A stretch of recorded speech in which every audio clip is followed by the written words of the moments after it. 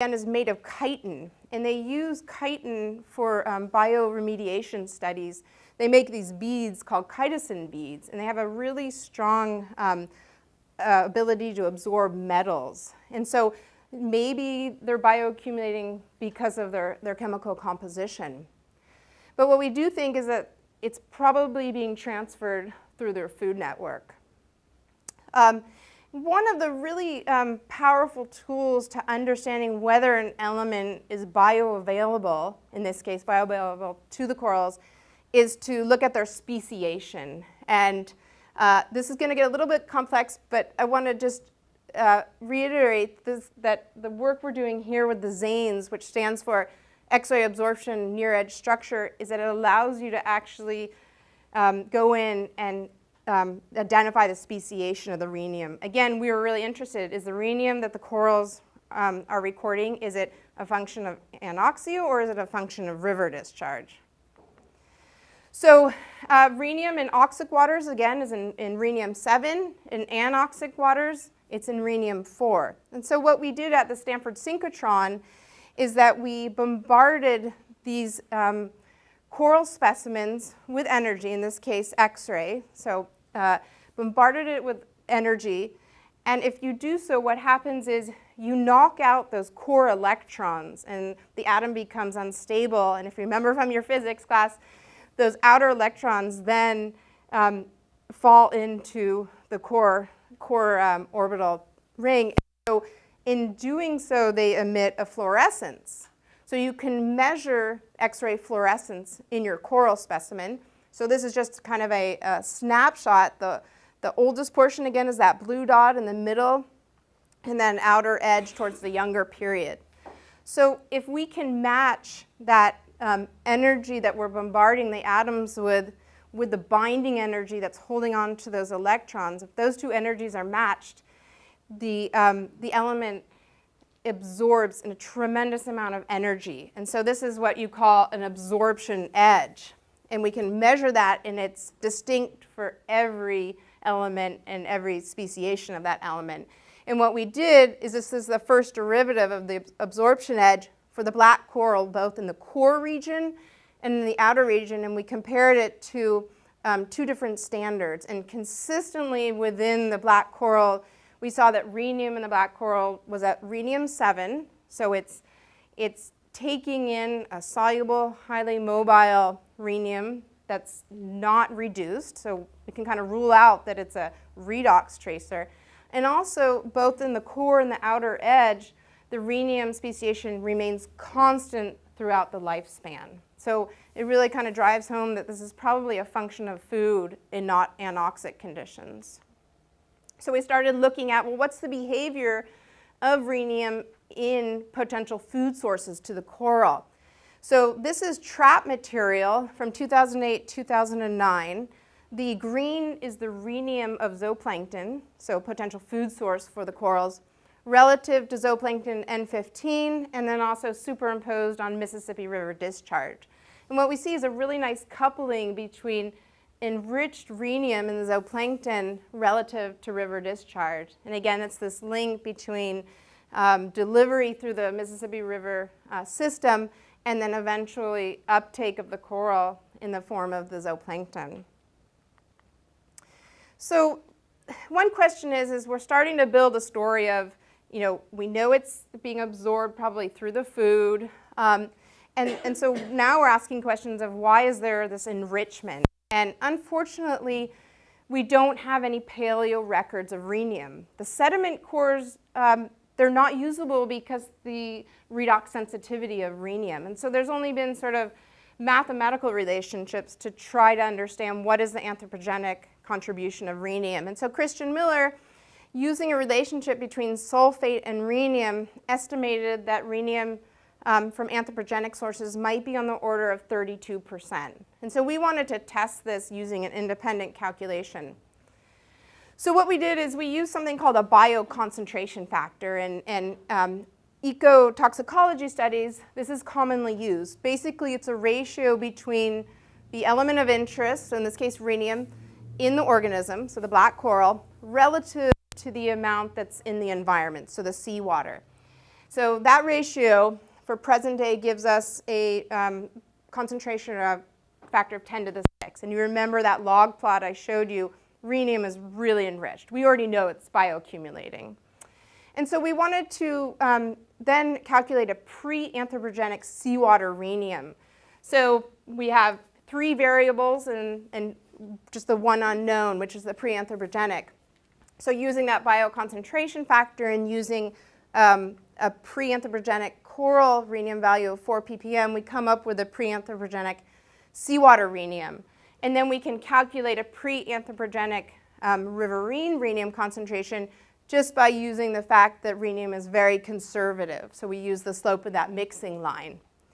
So the take home here is using that relationship, we get a rhenium concentration from anthropogenic activity of about 34%. So really consistent with what Christian did through the relationship between sulfate and rhenium. So we have sort of an idea of why rhenium might be enriched, and the question is Mississippi River unique? And indeed it's so. This was previous work published in 2010 showing that for flux corrected flow, the Mississippi River rhenium is substantially enriched relative to other river concentrations. And is this a combination of bedrock, human-induced mobility? And so what we did is we said, okay, well, the natural sources of rhenium are organic rich shales, and so the end member of that would be coals. So we started measuring rhenium in different coals that were collected from coal fields within the Mississippi watershed. And what we see is rhenium concentrations, particularly in a type of coal called anthracite, are really enriched, as well as bituminous coal. And we also see that our rhenium that we measured in the coal is very similar to what Christian measured in mine waters. So you can imagine that this rhenium is highly mobile, it's easily leached, and it's soluble and can get carried away in the rivers. So we understand potentially what the sources of rhenium is and what the uptake is, and so now we wanted to look at sort of the temporal variability of rhenium in the coral relative to what we think could be a source, in this case coal production. And so what we see here is there's a coupling of the onset of coal production in the 1870s with our deep sea coral rhenium record.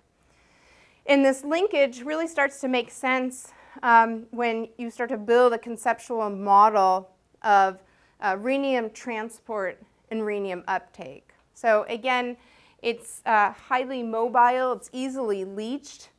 Once it's transported in a river system, it's available for uptake by sargassum in this case, or any kind of brown algae. That material falls and serves as a food source to the coral. So that's kind of what we think is sort of the fate and the transport of rhenium from the land. And this model really starts to make sense if you look at the spatial distribution of the Mississippi watershed relative to the major coal-producing regions in the United States. So this is the Mississippi watershed boundary, and the colors are the coal-producing regions within the U.S. And you can see that the Mississippi watershed comprises 2 of the major coal-producing regions in the U.S. So it's most likely that the Mississippi River serves as a natural conduit for rhenium transport. But humans have really increased the mobility of rhenium through different activities, including fossil fuel combustion or mining. And you can see here that the anthropogenic contribution to rhenium mobility really outweighs any kind of natural mobilization, whether it's crustal weathering, sea salt spray. So clearly humans have had a strong imprint on the mobility of rhenium, at least in the United States.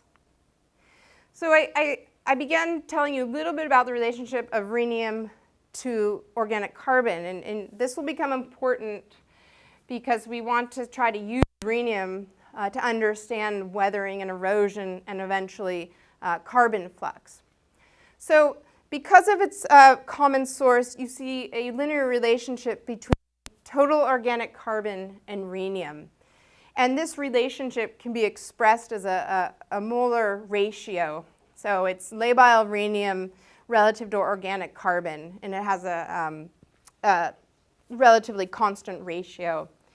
However, this ratio makes certain assumptions about rhenium river concentrations. So in order to leapfrog these assumptions, we started to apply our proxy rhenium river record based on the corals and our relationship between the concentration factors to plug in some of these unknowns. So we have a known rhenium carbon ratio. These are known. We know the watershed area, the discharge, and then we can calculate a rhenium flux based on our corals, and then start to make calculations about, well, what is the CO2 flux or the carbon flux just based on weathering of organic rich sediments. And according to our calculations, we get about 240 teragrams per year just from weathering of organic rich sediments. And this is important because this amount can change due to land use change, climate change. And we now know in the Mississippi River, most of the carbon and nitrogen export are not from climate change like precipitation or discharge, but really are dominated by land use change. So I started this talking really about the nitrogen cycle. So I kind of want to circle back to that, and then we'll start to mesh the two.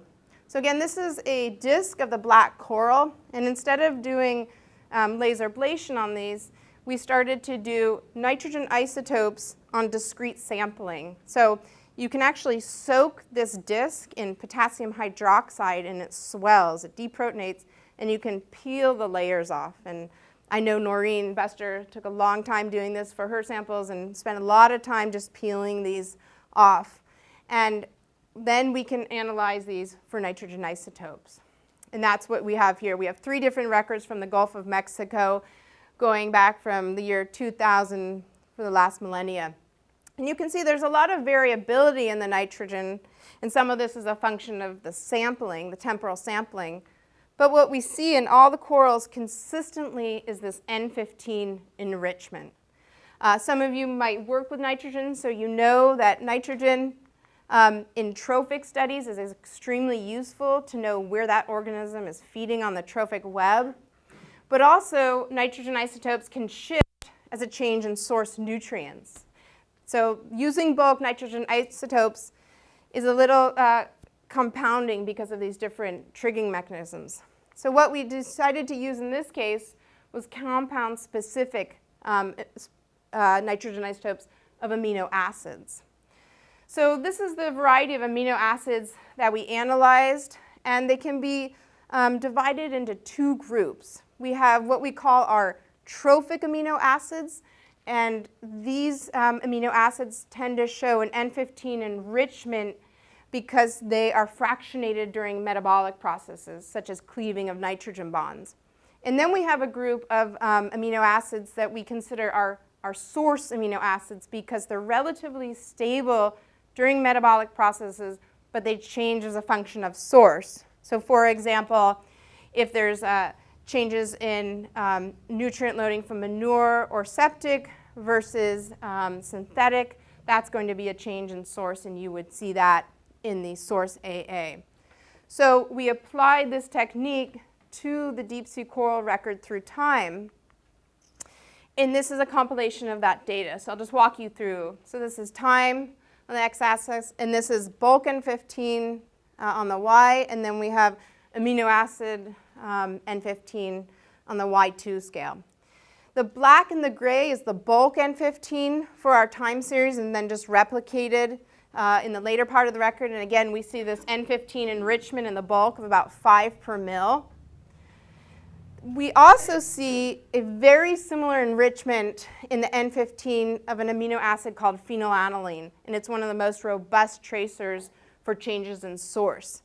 In contrast, we don't see any change in the trophic amino acids through the lifespan of the coral. So really what We concluded from this is that in these records, what we're capturing is a rapid change in nitrate flux to the Gulf of Mexico, and we were really able to nail this down through the compound-specific amino acid analysis.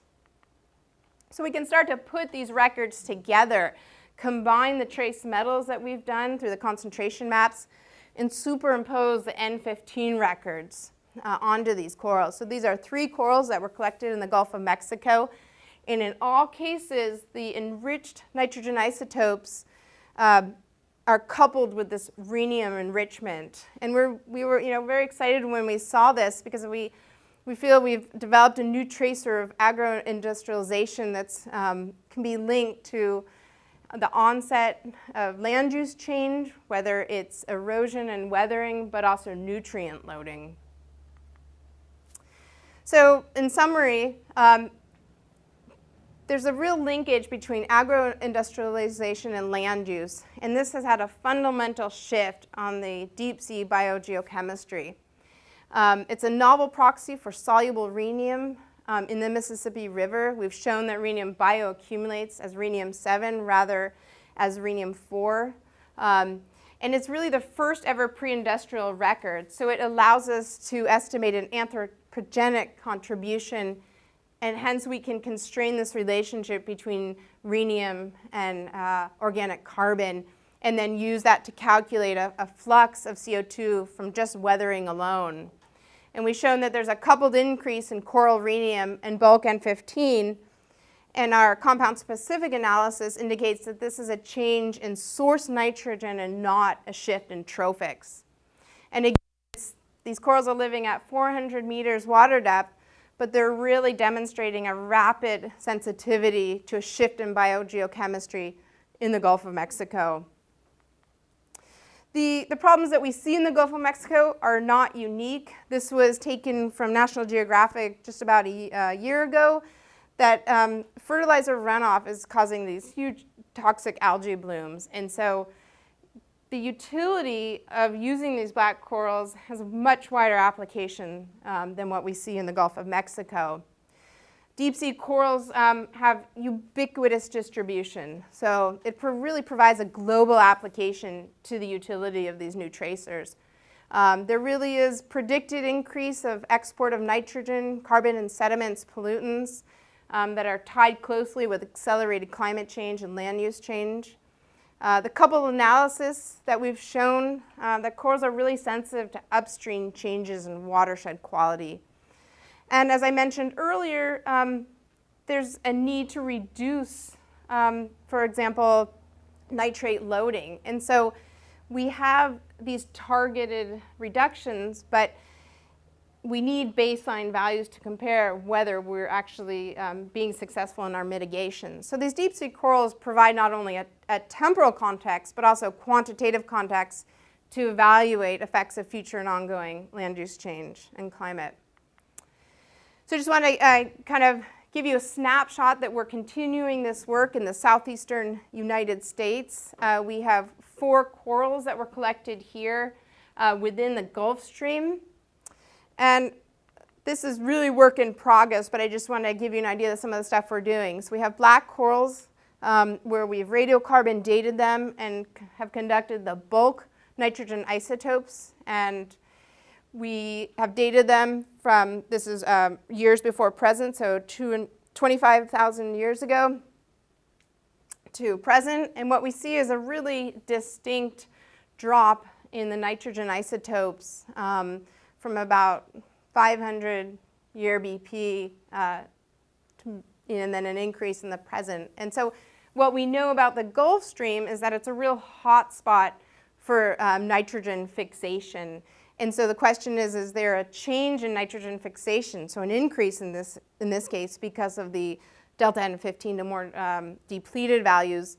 And is this in response to some kind of nutrient regime shift? We know in the Gulf Stream that nutrients are actually supplied from the extratropics. They aren't produced kind of in stream like a conveyor, but are coming in from the extratropics. And so the question is during this period, is there some kind of change in nutrient supply from the extratropics? So this is definitely work in progress.